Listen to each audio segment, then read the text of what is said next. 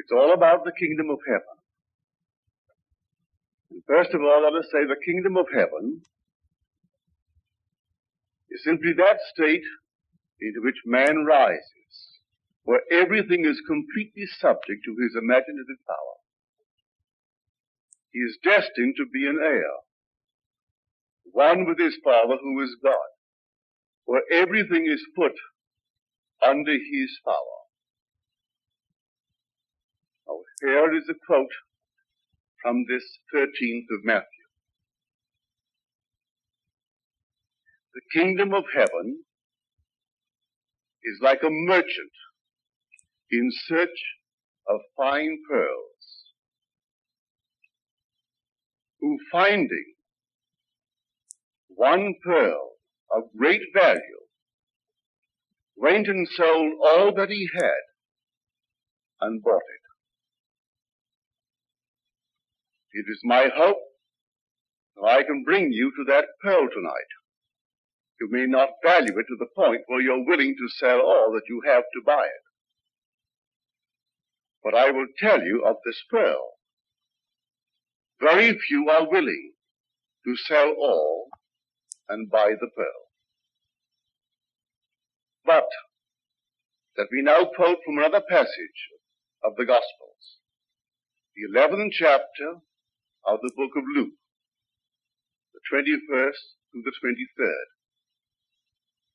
When a strong man, fully armed, guards his own palace, his goods are in peace. But when one stronger than he assails him and overcomes him, he takes from him the armor in which he trusted and divides his spoil. The very next line, as though it's an afterthought, throws all the light in the world upon that statement. He who is not with me is against me. There is no benevolent neutrality, none whatsoever.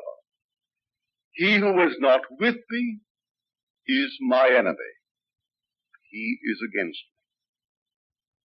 So we find the one who is completely in control of this kingdom of heaven. And I tell you, that being is called in Scripture Christ. But Christ is defined as the power and the wisdom of God.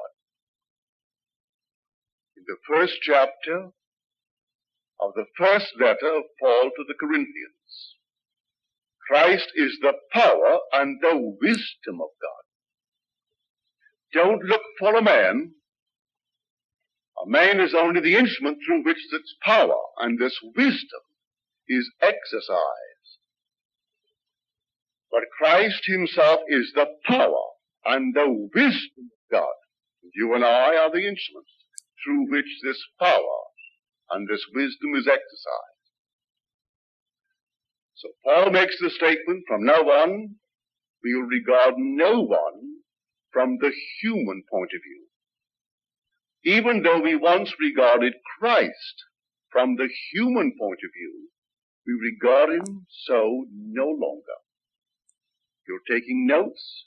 That's his second letter to the Corinthians, the 5th chapter, the 16th verse.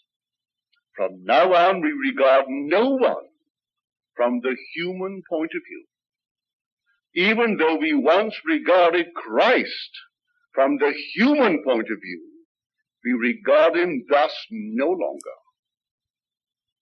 And then he, the author of that statement, defines Christ for us. Christ is the power and the wisdom of God.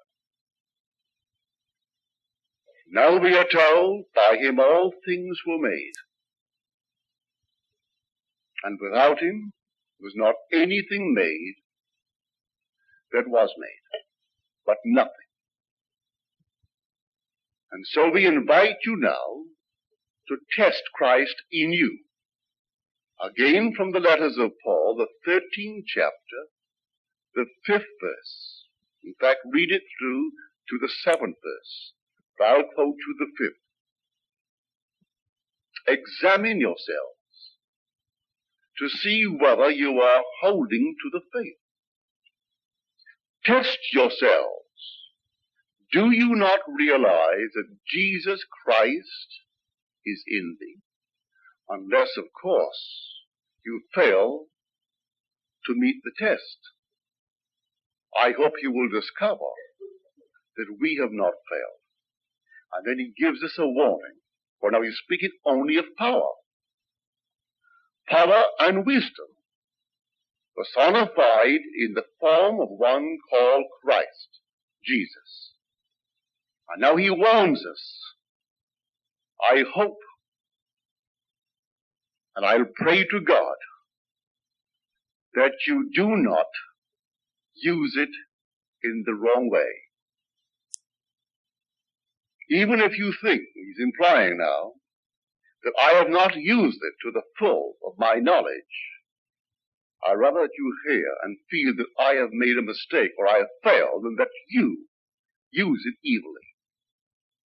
Implying, stating quite openly, you can misuse power. Everyone in the world is using this only power, but they don't know it. So he's trying to bring us to the knowledge of this power and the wise use of it. It's called, as we first quoted it, it's called the pearl of great price.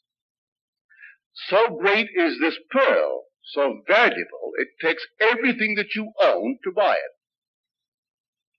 Now, you don't go and liquidate your stocks and bonds. You don't sell your homes. You don't sell anything in the world of stuff. But it takes everything that you now believe in, other than it, to pay for it. You believe in astrology? You've got to sell it. You believe in numerology, in teacup leaves, in numerology, in all these things. No matter what you believe in as a power to control you, you've got to sell it. It takes the belief, all these beliefs, and you've got to sell them. No one's going to buy them from you. But you give them up as valueless. Therefore, there's no price attached, no value whatsoever. But you can't hold on to one thing you now believe in as a power that controls your life and still hope to buy the pearl of great price. Everything you now believe in, whether it be even the drugs that you take, even the things, the diets, if you're a vegetarian, you think that's the way to God. If you're a meat eater, you think that's the way to God. If you are a non-smoker, non-drinker, that's the way to God. Or if you are a smoker and a drinker, and that's the way to God. There is no way to God but Christ. I am the way. There is no other way. Way to what? To everything in this world, but especially to the Father. No one comes unto the Father but by me. And here he defines it, that he is the only way in the world to everything in this world that you and I see. And it takes everything that we own as to beliefs that we think are powers to guide our life to pay for that pearl of great price. If you think for one moment you can hold on to one little thing, in the event this doesn't work, you can't buy the pearl. And so when I buy the pearl, I go all out and live by it. And there is no other being in the world, just this pearl. And I live by it. And this pearl is your own wonderful human imagination. That's Christ. Now I see her in the audience tonight. Last Friday night, this sweet lady told me this story. She went into the baker to buy the usual things that we buy when we go to a bakery. And the lady who waited on her didn't look well. And she, without asking the reasons for her present appearance, in her own mind's eye, when she got home, she talked to her as though she stood before her physically. She didn't slip down. She didn't relax. Didn't go into a trance. Just brought it before her mind's eye and heard her say that she felt so well. And she complimented her on the way she looked. She looked so well. And this was a communion between two souls, how she looked so well. And she believed in the reality of her imaginal act. 1 week later, she goes back into the same bakery. And here is this lady, same lady, but radiant. So radiant, it prompted a response from this one. And she said, but you look so well. What has happened? Well, she said, this past week I inherited some money. I paid all of my bills.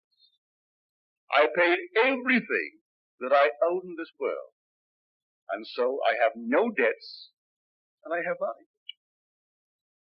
Now, this lady is totally unaware of the gift she received from the lady who is present here tonight. Totally unaware of it.